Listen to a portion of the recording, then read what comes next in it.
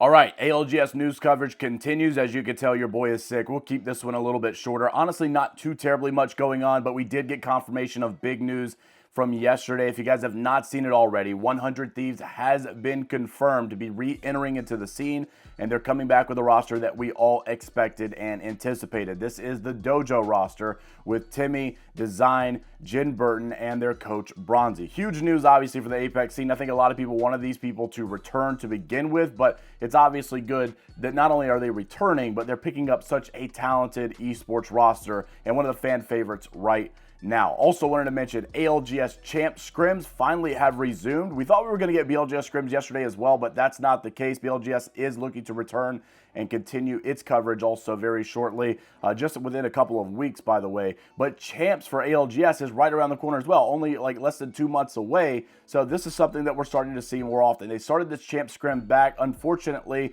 they didn't fill out the teams. They did not fill out an entire lobby, even though there's going to be a lot of teams competing there. Only 17 teams showing up for scrims, but it is the first day. I'm sure that they'll get this stuff back up in just a matter of days or weeks. But Fnatic finishing off in first place here. Obviously, a team that we're looking out for champs. They did really well. Split one playoffs in third place. You also saw Reject Winity do the same in split one playoffs. But Moist Esports also in the top three. They're looking good. They're looking like a strong team regardless.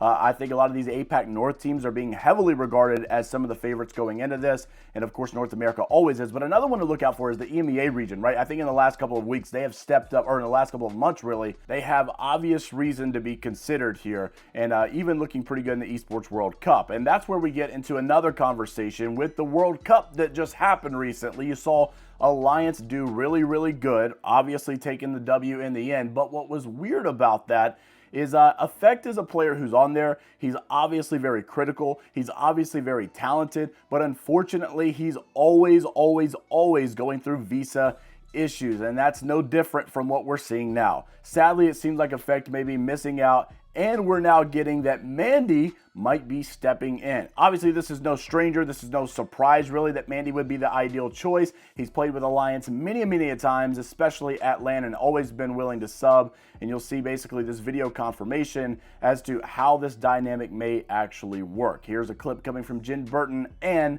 Mande from stream just recently. Roll the clip. I'm not a pro player, Timo. Shut up. Apparently you are. That's what I'm hearing. No. He is. No. Mande, you're subbing in from Alliance. Couldn't talk right there. That's professional player. That's the definition of it. No. Being professional is you get paid to do something. I'm not getting paid. I'm doing Sure, it the Alliance are because I want to giving you help my like the friends. bag right there. No. I would never, even if Alliance told me they would pay me to play, I would say no. I want to do it because I want to help the boys. I love this guy. He's so humble. That is true. I'm gonna Too humble. We need more people like Mande and me for real. So interested to see your thoughts on all of this. Honestly, you know, even though it's crazy that Effect is such a talented player for Alliance, I don't really look at this as like, oh my gosh, Alliance is going to struggle, because we've seen them substitute out Effect with, with Tyler, right? And they did really good, getting third place at LAN. We've also seen them sub out with Mande before in the past, and they've also looked really good. So I'm not really worried, even though Effect is such a critical player.